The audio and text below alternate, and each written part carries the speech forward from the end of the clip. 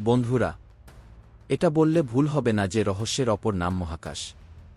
আজও মহাকাশের বেশিরভাগটাই আমাদের কাছে অজানা।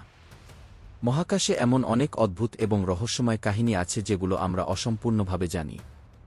বিজ্ঞানীরা বছরের পর বছর ধরে মহাকাশ সম্পর্কে গবেষণা করছেন, কিন্তু তাও মহাকাশের A to Z জানতে পারেনি। বন্ধুরা, আজকের এই ভিডিওতে আমি আপনাদের মহাকাশের এরকমই কিছু ইন্টারেস্টিং ফ্যাক্ট সম্পর্কে জানাবো যেগুলো আপনাদের অনেকের কাছে অজানা, যার মধ্যে জম্বি স্টার, কসমিক সেন্সরশিপ এবং মহাকাশের আরও অনেক ইন্টারেস্টিং ফ্যাক্ট আছে। তাই ভিডিওটা শেষ পর্যন্ত অবশ্যই দেখুন। তাহলে চলুন শুরু করা যাক। Number 1, black hole. মহাকাশের সবথেকে রহস্যময় অংশ হল ব্ল্যাক হোল। ব্ল্যাক হোলের গ্র্যাভিটি এতটাই বেশি হয় যে ব্ল্যাক হোলের কাছ থেকে কোনো কিছুই রক্ষা পায় না, এমনকি আলো। এই জায়গাটা হল ব্রহ্মাণ্ডের সবথেকে বেশি অন্ধকার জায়গা। বন্ধুরা, আপনারা অনেকে হয়তো এটা জানেন যে ব্ল্যাক হোল কিভাবে তৈরি হয়।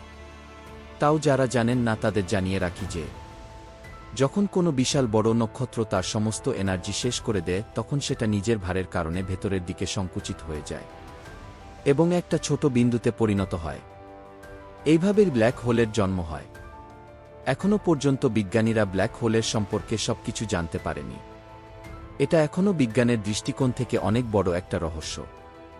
যখন কোনো নক্ষত্রের সমস্ত এনার্জি শেষ হয়ে যায়, তখন সেটা ব্ল্যাক হোলে বদলে যায়। এখন আপনাদের মনে প্রশ্ন উঠতেই পারে যে ব্ল্যাক হোল যদি আলোকেও গিলে নেয়, তাহলে আমরা কিভাবে সেটাকে দেখতে পাব? বন্ধুরা, আমরা ব্ল্যাক হোলকে সরাসরি তো দেখতে পাব না, তবে তার আশেপাশের নক্ষত্র এবং গ্যাসের উপরে তার প্রভাবকে দেখে ব্ল্যাক হোলের উপস্থিতি সম্পর্কে জানতে পারি। ব্ল্যাক হোলের আশেপাশের এলাকা প্রচণ্ড উত্তপ্ত এবং উজ্জ্বল হয়ে থাকে, কারণ সেখানে গ্যাস এবং ধুলো অনেক দ্রুত গতিতে ঘুরতে ঘুরতে ব্ল্যাক হোলের ভিতরে ঢুকে যায়। আর এই প্রক্রিয়ায় তীব্র আলো উৎপন্ন হয়, যেটা আমরা টেলিস্কোপ দিয়ে দেখতে পাই। ব্ল্যাক হোলের সম্পর্কে আপনাদের এখনও অনেক কিছু জানা বাকি। এটা হলো ব্রহ্মাণ্ডের সবথেকে রহস্যময় পিণ্ডের মধ্যে একটা। বিজ্ঞানীরা একটানা ব্ল্যাক হোলের সম্পর্কে নতুন নতুন তথ্য অনুসন্ধান করার চেষ্টা করছেন। হয়তো ভবিষ্যতে আমরা ব্ল্যাক হোলের সম্পর্কে আরও অনেক বিস্ময়কর তথ্য জানতে পারব। ব্ল্যাক হোলের অন্ধকারের হাত থেকে কোনো কিছুই রক্ষা পায় না। আলো ব্ল্যাক হোলের ভিতরে প্রবেশ করে ঠিকই, কিন্তু সেখান থেকে ফিরে আসে না, কারণ ব্ল্যাক হোল আলোকেও গিলে নেয়। ব্ল্যাক হোলের অন্ধকার রূপের জন্যই তার নাম ব্ল্যাক হোল। বন্ধুরা, এই প্রসঙ্গে আপনাদের কসমিক সেন্সরশিপ সম্পর্কেও জানাব। যেভাবে সিনেমায় বেশ কিছু দৃশ্য সেন্সর করা হয়, মানে কেটে দেয়া হয়, তেমনি আমাদের ব্রহ্মাণ্ডে এমন অনেক কিছু আছে যেগুলো আমরা চাইলেও দেখতে পারি না। বিজ্ঞানীরা এটাকেই বলেন কসমিক সেন্সরশিপ। আসলে ব্ল্যাক হোলের ভিতরে প্রতিনিয়ত অনেক কিছু চলতে থাকে, কিন্তু সেখানে কি চলছে সেটা আমাদের কারো পক্ষে জানা সম্ভব নয়। আমরা যদি কখনো সেটা দেখতে পাই, তাহলে সম্পূর্ণ ল অফ ইউনিভার্স ব্রেকডাউন হয়ে যাবে। Number 2, zombie star. এবার আপনাদের জম্বি স্টার সম্পর্কে জানাবো।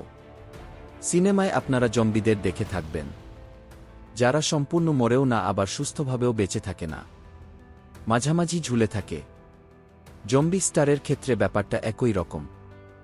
এমন কিছু নক্ষত্র আছে যারা সুপারনোভা পর্যায়ে থাকলেও তাদের কিছু পার্ট বেঁচে যায়। সাধারণত যখন কোনো নক্ষত্র ফেটে যায়, তখন তার 100% ধ্বংস হয়ে যায়, কিন্তু কিছু কিছু নক্ষত্র তারপরেও বেঁচে থাকে এবং আদমরা অবস্থায় থাকে। এই ধরনের নক্ষত্রকে জম্বি স্টার বলা হয়। বিজ্ঞানীদের মতে যখন শক্তিশালীভাবে সুপারনোভা বিস্ফোরণ হয় না, তখন এই ধরনের জম্বি স্টারের সৃষ্টি হয়। এই ধরনের কিছু জম্বি স্টারের নাম হল SN2012Z, SN2006GY ইত্যাদি ইত্যাদি।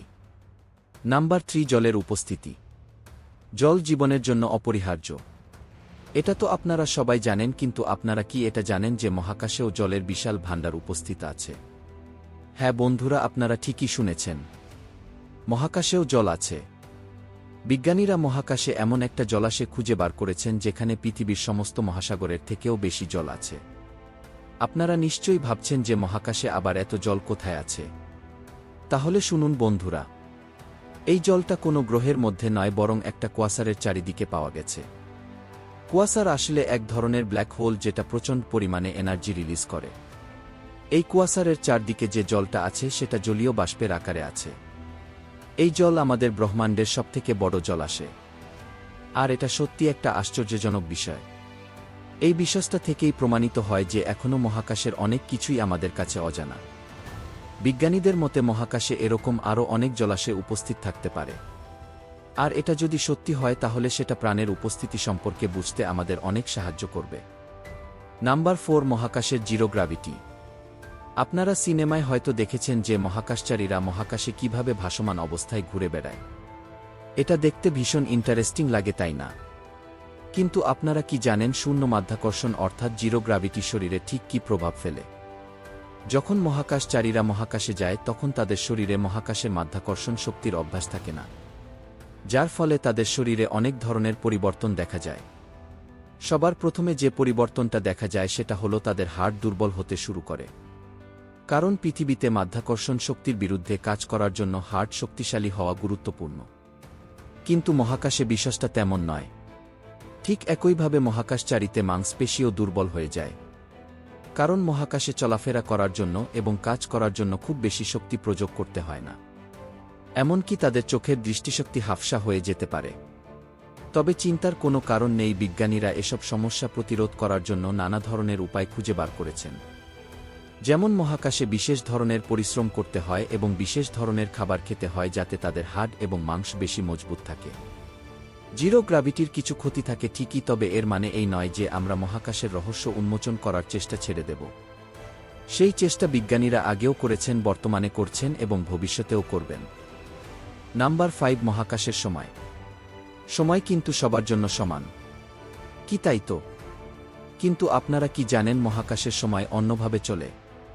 হ্যাঁ বন্ধুরা, আপনারা একদম ঠিকই শুনেছেন। মহাকাশের সময়ের পরিবর্তন দেখা যায়। একে বলা হয় টাইম রিলেশন। আপনারা হয়তো ভাবছেন যে এটা কিভাবে সম্ভব। তাহলে শুনুন, এটা হলো আইনস্টাইনের থিওরি অফ রিলেটিভিটির একটা অংশ, যেখানে বলা হয়েছে সময় এবং স্থান একে অপরের সঙ্গে জুড়ে আছে এবং উভয়ের উপরে মাধ্যাকর্ষণের প্রভাব পড়ে। মাধ্যাকর্ষণ শক্তি যত বেশি হবে সময় তত ধীরে চলবে, আর মাধ্যাকর্ষণ শক্তি যত কম হবে সময় তত দ্রুত চলবে। উদাহরণস্বরূপ, আপনি যদি একটা ব্ল্যাক হোলের সামনে যান তাহলে আপনার ঘড়ি পৃথিবীতে উপস্থিত কোনো ব্যক্তির ঘড়ির তুলনা অনেক দীর্ঘ গতিতে চলবে, কারণ ব্ল্যাক হোলের মাধ্যাকর্ষণ শক্তি অনেক বেশি। ঠিক একইভাবে আপনি যদি এমন কোনো গ্রহের সামনে যান যেখানে মাধ্যাকর্ষণ শক্তি পৃথিবীর তুলনায় অনেকটাই কম, তাহলে আপনার ঘড়ি পৃথিবীতে উপস্থিত কোনো ব্যক্তির ঘড়ির তুলনায় দ্রুত চলবে। সো বন্ধুরা, বুঝলেন তো? সময় কিন্তু ততটাও সহজ নয় যতটা আমরা ভাবি। মহাকাশের সময়ের অভিজ্ঞতা পৃথিবীর থেকে অনেকটা আলাদা হতে পারে। নাম্বার 6, মহাকাশের আওয়াজ। আমরা যখন মহাকাশের সম্পর্কে ভাবনা চিন্তা করি তখন আমাদের মনে হয় যে মহাকাশের পরিবেশ একদম শান্ত এবং নির্জন হবে। কিন্তু আপনারা কি জানেন মহাকাশ সম্পূর্ণরূপে শান্ত নয়? হ্যাঁ বন্ধুরা, মহাকাশে আওয়াজ শোনা যায়, কিন্তু এই আওয়াজটা তেমন নয় যেমনটা আমরা পৃথিবীতে শুনে থাকি। মহাকাশে বায়ুমণ্ডলের কোনো অস্তিত্ব নেই, আর শব্দ যাত্রা করার জন্য কোনো না কোনো মাধ্যমের প্রয়োজন। তাহলে আওয়াজটা আসে কোথা থেকে? আসলে বন্ধুরা, এই আওয়াজটা হলো রেডিও তরঙ্গ, যেটা বিজ্ঞানীরা বেশ কিছু উপকরণের সাহায্যে ধ্বনি বা শব্দতে পাল্টে ফেলেন। মহাকাশের রেডিও তরঙ্গের সাহায্যে এমন কিছু আওয়াজ রেকর্ড করা হয়েছে যেগুলো শুনতে ভীষণ অদ্ভুত এবং রহস্যময় লাগে। এর মধ্যে কিছু আওয়াজ সিটির মতো, আবার কিছু কিছু আওয়াজ শুনলে মনে হবে কেউ ফিসফিস করে কথা বলছে। এখানে সবথেকে বড় প্রশ্নটা হলো, এই আওয়াজগুলো আসছে কোথা থেকে? বন্ধুরা, এই আওয়াজগুলো অনেক কিছু থেকে আসতে পারে।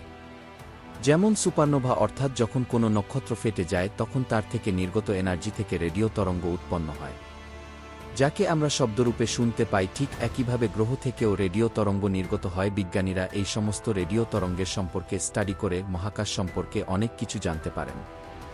বন্ধুরা, এরপর থেকে আপনারা যখনই মহাকাশের কথা ভাববেন তখন মনে রাখবেন যে এই নির্জন ব্রহ্মাণ্ড আসলে বিভিন্ন ধরনের আওয়াজে ভরা। সো বন্ধুরা, আজকের এই ভিডিওতে মহাকাশ সম্পর্কে এই তথ্যগুলো জানার পর কোনো তথ্যটা শুনে আপনি সবথেকে বেশি অবাক হয়েছেন সেটা অবশ্যই আমাকে কমেন্ট করে জানান। ধন্যবাদ।